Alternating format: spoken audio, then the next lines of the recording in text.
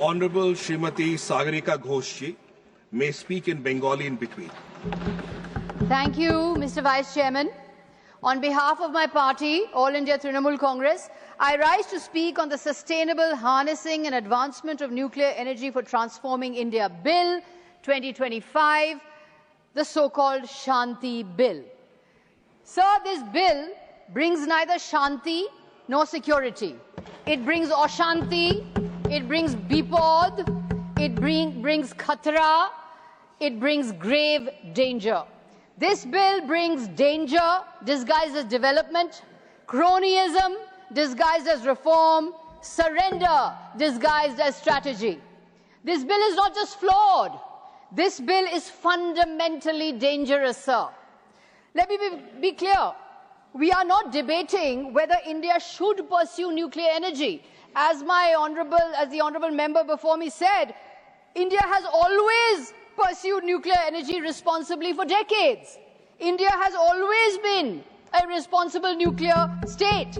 But as a country, are we now prepared to abdicate our sovereign responsibility, gamble with public safety, and place one of the most sensitive sectors of the nation at the mercy of crony capitalism and government-friendly oligarchs as well as foreign pressure?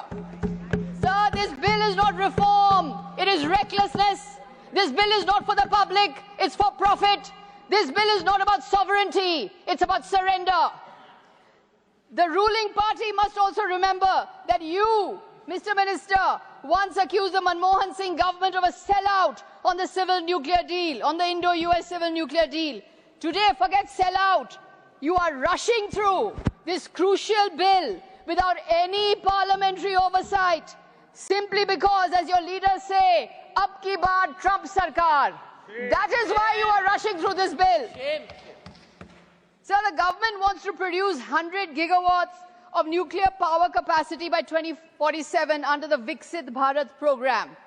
But the way it is trying to do this is the privatization, in fact, the oligarchization of nuclear power. Privatization can be benign if there's a level playing field, if there are checks, if it's open for all. But in the name of privatization, this government consistently promotes oligarchization, rule of the oligarchs. The Shanti Bill removes restrictions on private entry by allowing any company or person authorized by the central government to establish and operate a nuclear installation. This is a huge policy shift, as was pointed out, and ends 7 decades of state exclusivity over nuclear power. Let's admit that the scale of investment needed for setting up such industry can only be undertaken by the high-profile cronies of this government. And the question arises, is cronyism the reason why this government is paving the way for them? Why not go in for public-private partnership instead? And we all know, sir, who this government's favorite oligarchs are. We all know that the hum do, hamare do approach is what this government has adopted. From the vision of the father of our nuclear program, Homi J. Bhabha, to the resolve shown at both Pokhran 1 and 2, India's nuclear program has always been deliberately kept under public control. This is because nuclear power, sir, can be so deadly, that the cost of failure is absolute. One mistake can poison the land, the water, and lives for generations to come. Nuclear energy is not normal commercial activity, sir. It is not telecom, it's not aviation, it's not even defense manufacturing. It is a strategic national asset bound up with national security, and the risks are existential for humankind. The risks are catastrophic. Should profit maximization and cost cutting be the aim of such a sector? At the core of the bill is a highly diluted liability regime, a reworked liability framework under Chapter 3, which caps the maximum compensation for any single nuclear incident, with the operator's liability limited to installation-specific ceilings set out in the second schedule. So the doctrine of absolute liability, held by the Supreme Court in the 1984 Bhopal gas disaster, is being limited. The bill repeals the existing Civil Liability for Nuclear Damage (CLND) Act of 2010, uprooting decades-old legal protections around nuclear accidents, weakening accountability for suppliers. The liability cap, 300 million special drawing rights or SDR, a few $100 million or 3,900 crore, is absurdly insufficient compared to the catastrophic cost of a major nuclear accident. As per the Shanti Bill, the sovereign top-up is discretionary in form and fund design, not automatic, in comparison to what existed under the CLND Act. This means that beyond the limit of 3,900 crore as per the second schedule, the government will be liable. And this is discretionary in function. The liability is discretionary. The clause is thus highly regressive, as compensation beyond the given amount thus becomes optional, leaving communities and victims helpless. The citizen of India will be rendered helpless. Nuclear disasters take place on a vast scale, sir. In the 1986 Chernobyl catastrophe, the property damage was $7 billion, with 350,000 people resettled. In the Fukushima Daiichi disaster of 2011, the cleanup and compensation cost $180 billion, with 160,000 temporarily or permanently evacuated. So why this cap on liability, given the high urban population densities around sites like Tarapur and Kudankulam? The 2010 Act clearly defined the operator as a government or government company and allowed right of recourse, Section 15, against suppliers for defective components. The Shanti Bill redefines operators to include any company and allows liability transfer via contract, making supplier liability voluntary. The Shanti Bill shifts liability and recourse rules towards contract rather than statute, meaning suppliers can be insulated in the fine print of the contract and victims' ability to seek redress becomes uncertain. This is because contracts will be negotiated from an unequal bargaining position. It is terribly unfair to the victims, potential victims. Removing the provision of right of recourse is nothing but the anti-people playbook of the BJP. You are pro-oligarchy and anti-people. We have seen this play out in Bengal, where you have stopped Manrega and frozen funds amounting to 52,000 crore. What you want is people should have no right of recourse. But Bengal Chief Minister Mamata Banerjee will always stand with the people of Bengal. That's exactly why we started the Kanya Shri scheme, paying 51 lakh beneficiaries from the state's own funds. Nuclear. But you only understand the language of profit, not the language of the people. Profit and nuclear safety cannot coexist, sir. One rewards cost-cutting, the other demands zero tolerance for error. These are irreconcilable philosophies, and the helpless Indian citizen will pay the price. Nuclear accidents are not imaginary fears. Chernobyl was not the result of mere technical failure. It was weak oversight and political pressure to prioritize output over safety. As a result, human lives were destroyed for generations. For generations, human lives were destroyed. Nuclear radiation does not negotiate. Nuclear radiation does not forgive. Nuclear radiation does not respect contracts and corporate liability clauses. We still remember the photo of the lifeless baby lying in the Bhopal mud. Shanti removes explicit acknowledgement of long-term radiation injury and allows the government to exempt facilities deemed insignificant risk. This is a violation, sir, of the ILO Convention number 115 on radiation protection.